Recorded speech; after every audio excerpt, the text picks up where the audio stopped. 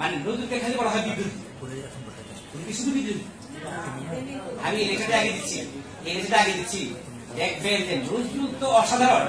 আমি জানি না, আমার জ্ঞান সীমাবদ্ধ, কিন্তু আমি বাংলা সাহিত্যের যতটুকু পড়েছি, আমি যখন বাংলায় ভর্তি হতে গেলাম ঢাকা ইউনিভার্সিটিতে, তখন আমি কি বাংলা পেয়েছি, ফিলোসফি পেয়েছি, সাইকোলজি পেয়েছি।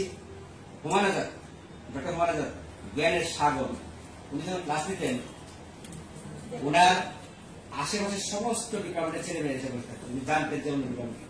তো তোমরা তো এসেই করেছো বাবা মারা, তোমরা শব্দ করো না, আমি ক্লাসটা নিচ্ছি। উনি একদম বলেন, আমি যখন ভাইবাতে গেলাম, ভাইবাতে যাওয়ার পরে তোমার রোল কত? 46, আবার বলো 46, আবার বলো 46। এই তো শুদ্ধ করে বলি। বাংলা কি স্বেচ্ছায় পড়তে এসেছ? জি স্যার। আবার বলো জি স্যার। আবার বলো না স্যার, ভালো সাবজেক্ট পাইনি করে এসেছি। এই তো সত্য কথা বলি। যেহেতু এসেই করেছো, এটা বিশাল সমুদ্র, কিছু নেয়ার চেষ্টা করো। আপনি বলেন এই কথা বলার পরে আমাকে মাথা আছে, ওনার যেভাবে দেখেন না কেন, আমার নাস্তিকের কথা কিন্তু জ্ঞানের যে কত সীমাবদ্ধ গভীরতা। উনি নারী ডক্টরেট নিতে 3.5 বছর মিশরের আল আজহার ইউনিভার্সিটিতে পড়াশোনা করেছেন। আপনার প্রতিটা লাইন পড়ে যারা পড়েছেন, আমি বিনীত অনুরোধ পড়ার পরে মন্তব্য করেন সাহিত্য কাকে বলে। তো আমি নজরুল সম্পর্কে শুধু বলছি যে ওনাকে বলা হচ্ছে যে বিদ্রোহী কবি, তাই না?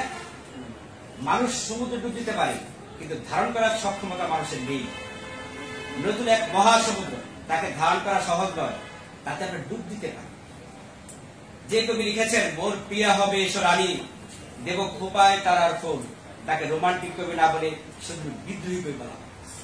যিনি লিখলেন যত পাপি তাপি সব মোর বোন, সব হয় মোর ভাই, তাকে উদার না বলে বিদ্রোহী বলা।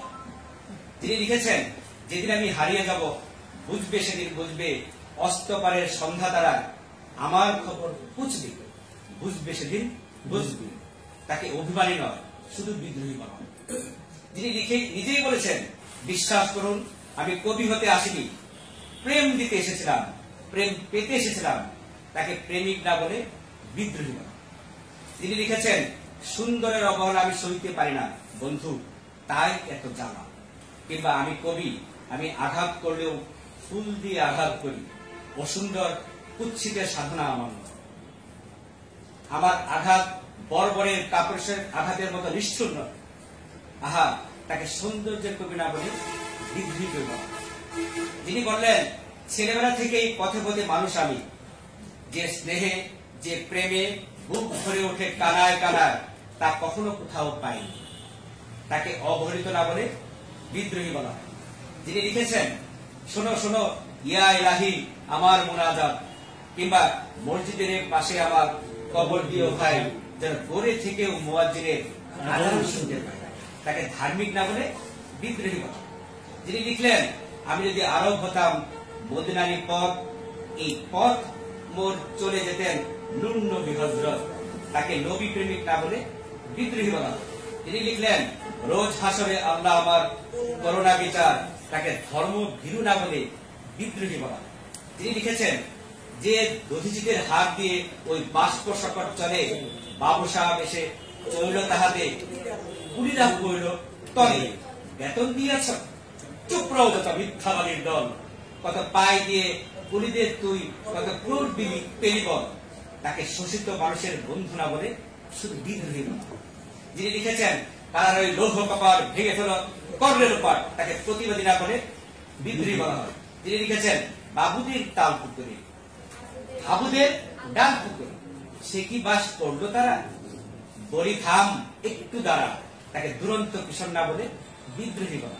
যিনি লিখেছেন ভোর হলো দৌড় হলো টুকুমুনি উঠলে, ওই ডাক জুই শাকে ফুলকুপি ছোটরে, তাকে শিশুতোষ কবি না বলে শুধু বিদ্রোহী বলা। যিনি লিখলেন বিশ্বে যা কিছু মহান সৃষ্টি অর্ধেক তার করিয়াছে নারী, অর্ধেক তার নর, তাকে সমতার কবি না বলে বিদ্রোহী বলা। যিনি লিখেছেন বন্ধুকে আর বলিতে পারি না, বড় বিষ যারা এই বুকে, দেখিয়া শুনিয়া খেপিয়া গিয়াছি, তাই যাহা আসে কই মুখে, রক্ত ঝরাতে পায় না তো একা, তাই লিখে যায় কি রক্ত লেখা, তাকে অসহায় কবি না বলে বিদ্রোহী বলা হয়।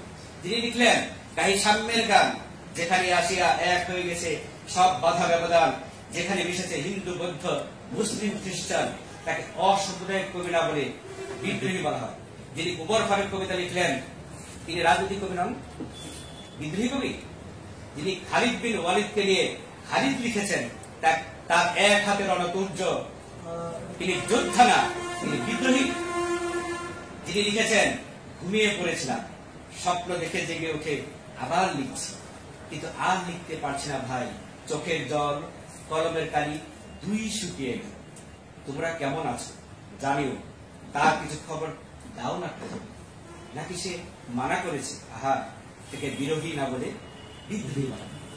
দেখেন আমি তো একদম সামান্য একজন বাংলা সাহিত্যের ছাত্র, নজরুলের ঢুকারের তো মহাসমুদ্র, এটা তো অসম্ভব, আমার এই সারা জীবনে আমি পারবো না। কিন্তু আমরা আগে এইটা যখন উপস্থাপন করি কোন শিক্ষার্থীর সামনে, ভিতরে ঢুকবে না, স্যারে কি বললো দেখি না, নজরুল কি মহাসমুদ্র।